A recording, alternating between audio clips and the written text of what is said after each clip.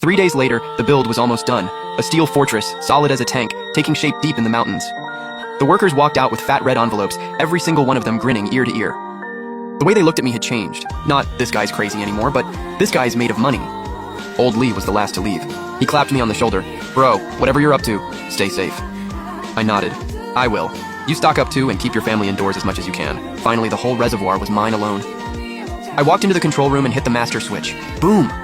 The blast door at the tunnel entrance slowly rolled shut, the thick steel plate letting out a heavy, hollow thud, cutting me off from the outside world completely. Then the second door. The third. 5 blast doors, dropping one by one. When the last one sealed, the whole world went quiet. Nothing left but the low hum of the ventilation system. I stared at the monitors, sky painted red by the sunset, city skyline in the distance. It was a weird feeling. Not loneliness, control. The fortress was built, but an empty shell wasn't going to keep me alive. I needed to fill it. Food, water, everything it takes to survive. I fired up that steel beast and headed straight for the biggest wholesale food market in the city. My Steyr pulled up to the entrance like a prehistoric predator crashing a petting zoo. Every little delivery truck in the lot looked like it forgot how to breathe. I jumped down and walked straight to the biggest grain and oil wholesaler in the market. The owner, Old Wang, was sprawled out in a recliner, gut hanging out, lazily swatting flies with a palm leaf fan. He gave me one look, didn't bother getting up. Hey, I'm here to do business, rice, flour. How much? Go look over there yourself. He pointed at a mountain of rice bags without even lifting his eyes. I held up 5 fingers. 5 bags? I shook my head. 50 bags? Still no. 50 tons, Northeast rice. Old Wang shot up from the recliner like he got tazzed, fan flying out of his hand. He stared at me like I'd just escaped from a psych ward. You messing with me, man? 50 tons? You know how much that is? That's my entire store's inventory. I didn't bother arguing. Walked back to the truck, grabbed a black rolling suitcase, and dropped it at his feet. Latches popped open. Bundles of cash, stacked neat and tight, wall to wall. Old Wang stopped breathing. Those little eyes, normally buried in fat, went wide as saucers. He bent down, hand shaking, reaching for it, then pulling back. Is this a deposit? 50 tons of Northeast rice, 20 tons of bread flour, 10 tons of non-GMO soybean oil. Load it up, now. Yes, sir, absolutely, we've got it. Old Wang's voice cracked. His face lit up like a used car salesman. Boss, you're my guy. I'm calling everyone in. The whole market. I'll personally carry it on my back if I have to. He picked up the fan off the floor, not to fan himself, but to gently fan the suitcase of cash like there was invisible dust on it. The whole market erupted. Old Wang hollered until his voice gave out, pulling in every worker he could find. I became the foreman, cigarette in my mouth, standing on top of the truck, running the whole show. Next stop, the cold chain market. I pulled the Steyr right up to the biggest cold storage warehouse in the district, rear doors wide open. 50 cases of Australian ribeye, 100 cases of black pork ribs, 200 frozen lamb legs. I stood there like a general calling his shots. Every number I called, the owner's face stretched into a bigger grin. He hopped on the forklift himself, loading pallet after pallet of frozen meat straight into my trailer. For the canned goods section, I didn't feel like counting boxes. This whole shelf of Spam, all of it, those 2 rows of braised pork cans, mine, hardtack crackers, every last one. The owner's jaw dropped, literally. Finally, he just tossed me the forklift keys. Boss, just help yourself. Take whatever you want, we'll tally it up at the end. So while the entire market watched in stunned silence, I drove the forklift myself. Pallets of canned goods, freeze-dried veggies, loaded whole into my Steyr, pallets and all. Clean, tight, satisfying. Salt, sugar, every spice you can think of. Stuff that'd be worth its weight in gold after the apocalypse. I bought it by the ton. The salt vendor looked at me like I'd lost my mind. Bro, you feeding a whole city? I just smiled and said nothing. At the household goods market, I went full maniac. Hey, all 3 of those warehouses of toilet paper, I'll take them. What? Yeah, all of it. Pads, toothpaste, soap, shampoo. I'm not buying by the case. I'm buying by the truckload. The Steyr was packed to the limit on the way back. The whole truck groaned under the weight, but honestly, that was the sweetest sound I'd ever heard. Back at the reservoir, I rolled open that massive dry storage warehouse deep in the tunnel, nearly 1,000 square meters, fired up the electric forklift, and spent the next 10+ hours hauling everything inside, one pallet at a time, like a very determined ant. Rice, flour, and oil sorted by production date in Zone 1, meat locked in the big freezer solid as a brick. Canned goods stacked by category into whole walls, looked better than a supermarket. Toilet paper piled into a mountain tall enough to roll around on. When it was all done, I realized I forgot something. Booze and cigarettes. Post-apocalypse currency, basically. Back on the road, straight to the biggest liquor wholesale district in the city. Boss, 10 cases of 82 Lafitte. Mutai Fadian. However many you got, I want them all. And those red pagoda mountains? Yeah, 50 cartons. The owner stopped looking at me like a big spender.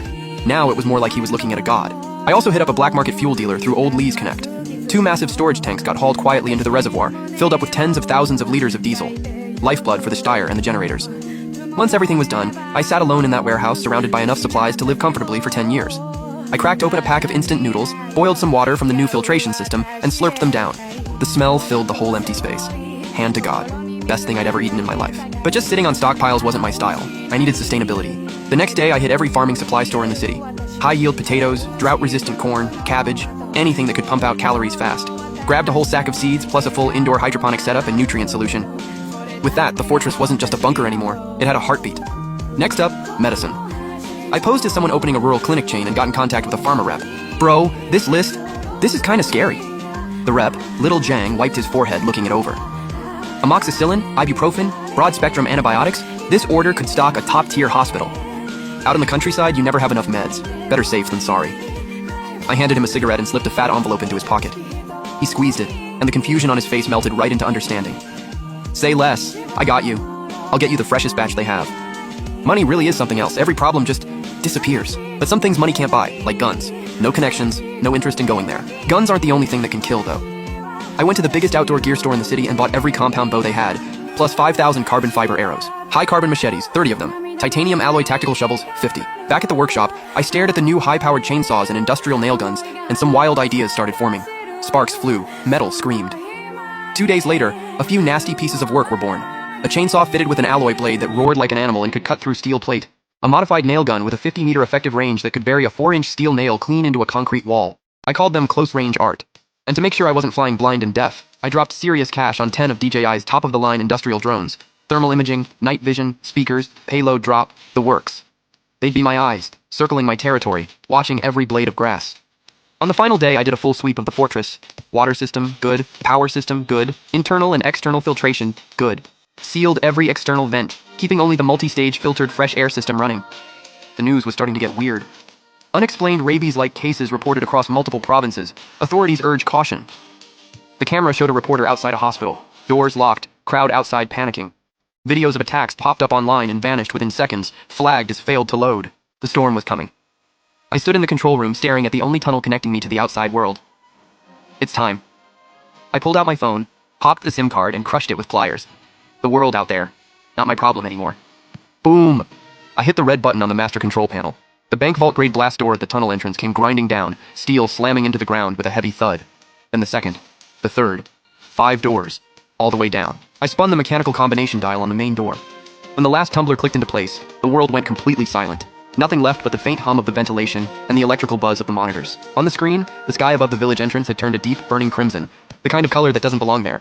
I knew it. Game on. I grabbed premium Wagyu and tripe from the cold storage, set up a copper hot pot right there in the control room. The charcoal fire was blazing, tallow broth rolling and bubbling, steam rising everywhere. Just as I lifted a perfectly cooked piece of tripe, my first apocalypse hot pot. Beep, beep, beep, beep! The alarm blared through the control room. My stomach dropped. I snapped my eyes to the main monitor. A blood-soaked figure was stumbling down the mountainside toward the fortress. He collapsed against my blast door. It was old Lee, the contractor who built this whole place. Covered in blood, face locked in pure terror and desperation, he used every last ounce of strength to pound on the door he'd installed himself. The one that would never open again. Boss!